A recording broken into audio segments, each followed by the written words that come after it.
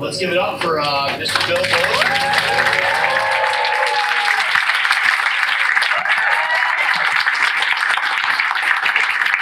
That's a great job, Tom, man. Obviously, one of your most well-known characters. Yes. One of the first things we saw you in. Yeah. Well, what was that experience like for you? Being in a movie that's almost 10 years removed from the original? Yes, almost. Made? I would have to say, it certainly changed my life. Prior to Chainsaw 2, I was a freelance writer living in New York, writing for magazines. And I made a short film on Staten Island, actually, outside of New York City, called The Texas Chainsaw Manicure. Oh my God. And I wrote it and produced it and gave myself a cameo as the hitchhiker.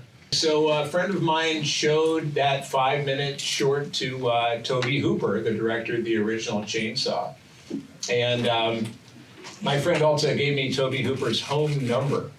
And the amazing thing was that Tobe actually answered the phone. I called him up after about a week or 10 days after my buddy had given him the manicure. And I called up and apparently he never answers the phone, but this one time he did. He went, hello? Said, yes, hi, Tobe, it's me, Bill Moseley. He goes, who? I said, I'm the one that did the manicure. And he goes, oh, hell, yeah, Bill, I love the manicure. He said, now, who played the hitchhiker? And I said, well, that was me. And he goes, well, hell, if I ever do a sequel, I'll keep you in mind. And 2 years went by, never heard from him during that time. And then one night I got a call in New York City from a guy named Kit Carson, who was the screenwriter of Texas Chainsaw 2. And he asked me where to send the script. And a couple of days later, there was this manila envelope, and the Chainsaw 2 script was there, and I read it. He also told me to look at, I can't remember if it was still Platehead back then. Originally, the character was called Platehead. But because of some conflict with Masters of the Universe or something, it got changed to Chop Top. And I read the script. I thought it was hilarious, and I thought, shit, that's a big part. And anyway, so I called him back up, and I told him I loved the script. I thought it was hilarious. And he said, really? And I said, oh, yeah, man, I love this. He said, well, you'll be hearing from me, or us. And I went, okay. So I'm just thinking, isn't it great that somebody liked the manicure? That was about as far as I could think. And the next call I got was, this is back in, say, Feb 1986. The next call I got was from the Canon Films legal department saying, do you have an agent or you want to negotiate your own contract? And I'm like, what the hell? And I had met an agent at a Christmas party a couple months earlier. So I called her up and asked if she would negotiate a contract. And of course, an agent, it's free money. So she said, sure. And she called me back and she said, well, they want you to play this character Chop Top. And I was like, damn, that's wild. Whoa. And she said, that's the good news. And I said, well, there's bad news? She said, yeah. I said, well, what is it? And she said, well, they're only going to pay you scale. And at the time, as a freelance writer in New York, I was earning maybe $250, $300 a week, probably on average. And she said, scale, yeah, it's, SAG, Screen Actors Guild, union scale. I think it's just like $1,700 a week. And I was like, that's really bad news. And she said, well, yeah, but then because there's a prosthetic on your head and everything, they want you to shave your head.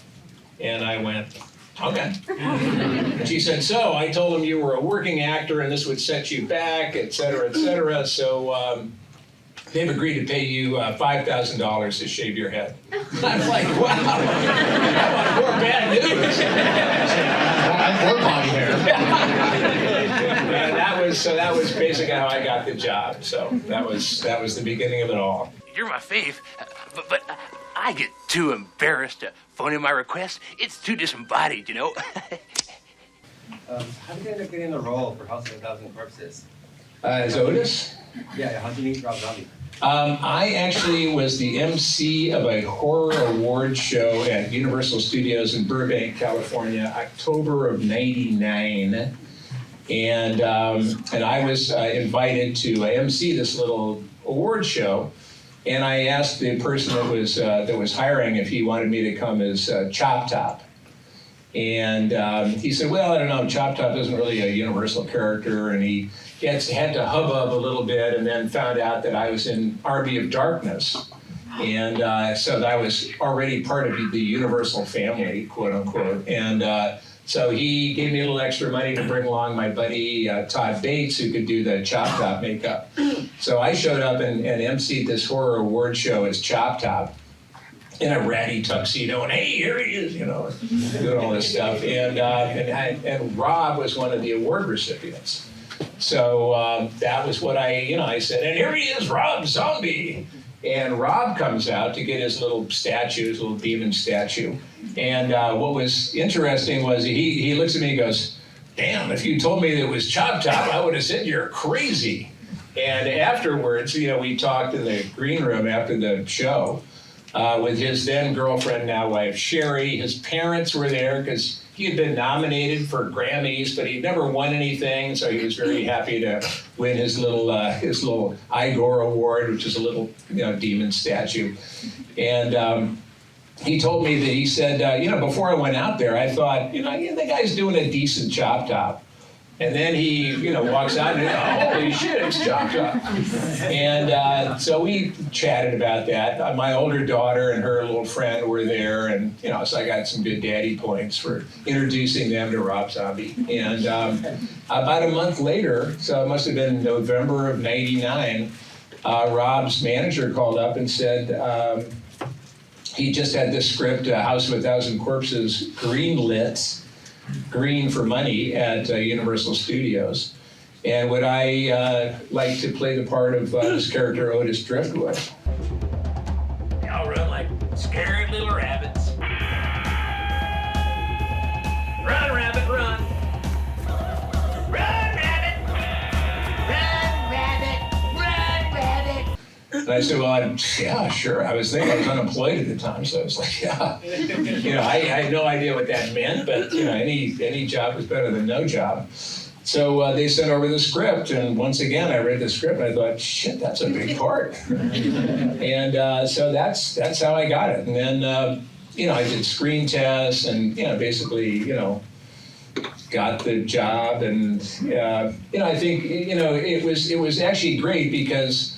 I certainly worked with the late, great Sid Haig and the late, great Karen Black. I mean, late, great Dennis Fimple. A lot of the cast members are no longer with us, but it was amazing. It was an amazing job. Another life changer, but, and I owe that all to Chop Top. Since you have such a huge filmography of movies you've been in, what's your favorite movie that you've been in that you think deserves more attention than it currently gets? Well, pretty much all of them. I like doing this movie, Dead Air. That was me. It was kind of like a Pontypool, not to take anything away from that. It's a great movie.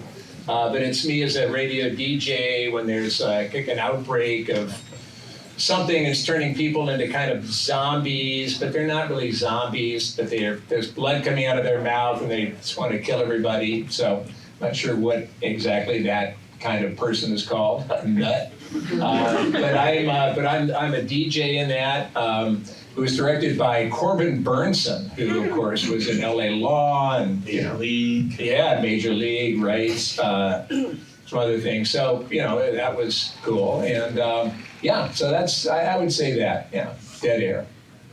I wanted to know what it was to work for Sion Sono with the. Prisoners of the Ghostland? Yeah, exactly. Yes, I did that 2 years ago. Prisoners of the Ghostland, Sion Sono. Went to Japan for that. It's a movie starring Nicolas Cage. I'm a big fan of his, and really glad to get the job. And it was a lot of fun. I speak no Japanese. I think I can say Ohio and sayonara and sushi. It's been the extent of my Japanese. But it was very interesting. I play a character called the Governor, and I'm in a white hat, white cowboy hat, and a white suit, and what was great, I was kind of wondering like just who the governor was. I had my big white bushy beard.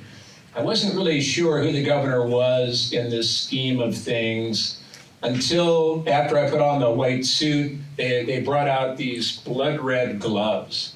And I put them on and I went, okay, I'm capitalism. I'm this, this capitalist with these, bloody hands or something. I don't know. I mean, that's basically what I understood. And so I based it on, I based the character on, a lot of times when I do work, I base my characters on different characters, that I like or that have affected me.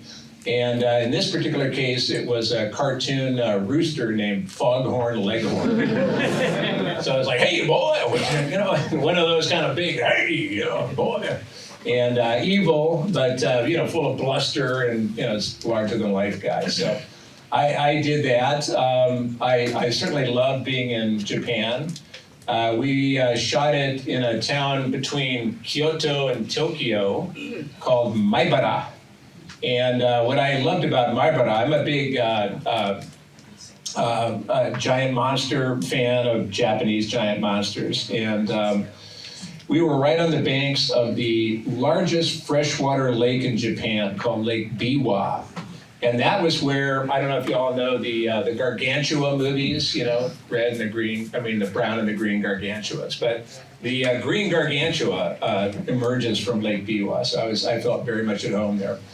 And we just worked hard. Nicolas Cage, I was a little worried because he's such a, he's very intimidating, at least in terms of like, oh my God, Nicolas Cage. But he was just great. He couldn't have been nicer. When we got there, it was right around, U.S. Thanksgiving, and he took over a restaurant, a traditional Japanese restaurant in Maibara. And I think there were maybe 30 cast and crew members. He treated us all to a 5-course traditional Japanese meal. There was an old geisha that was plucking on the little stringed instrument of hers and singing strange Japanese songs. It was really wonderful. And then then he asked that we all go around the room and talk about what we were grateful for. So, I'm thinking, oh, geez, that's a little different, than I had, my preconception of Nicholas was. He was totally into it, really ready to go, really knew the character, no messing around, and that's the way I like to work too. So it was a great experience. Lies of highway where evil reigns. What is this? At the end of 5 days, if you have not returned with Bernice, well, I think you get the idea, son. Godspeed. What was your favorite part of Repo? Being a part of Repo? Well, Repo was, the whole thing was great. I loved, actually the favorite part of Repo was actually the black squirrels of Toronto. I'd never seen a black squirrel before. And I took the green monster and went, for a dip in the lake. So whatever that bus is, the floating, you know what I'm talking about? The harbor hopper? Yeah. Anyway. But no, I just like, I like working with Paris Hilton. A lot of people say, Paris Hilton, and that's really what almost dampened the enthusiasm for Repo when it came out. It was like, oh man, Paris Hilton's in it? And everybody was, doing that. And I thought she did a great job. She was a real trooper. I just loved working with her, Amber Sweet. And I loved working with Paul Sorvino, the late, great Paul Sorvino, who has just a wonderful operatic voice. I had a bromance with Ogre of Skinny Puppy. He just was a great guy. I just loved him so much. And I ended up doing some vocals on one of his solo albums, The Devils in My Details. I just had a great time. I was so happy to get a singing job. It was so funny because I know I'd mentioned Corn Bugs before, but I remember Darren Bousman, the director, came up before we cast it, and he said, we'd love to have you play the part of either Pavi or Luigi. And I had done makeup roles, so I wanted Luigi because I didn't have to put a face on. And he said, he said, "Now I know you can act, but can you sing?" And I went, "Well, Darren, I've given you some of my Cornbug CDs." He goes, "Yeah, but can you sing?" So you gotta love a guy like that. So fortunately, it worked out. Anyway, thank you very much, everybody.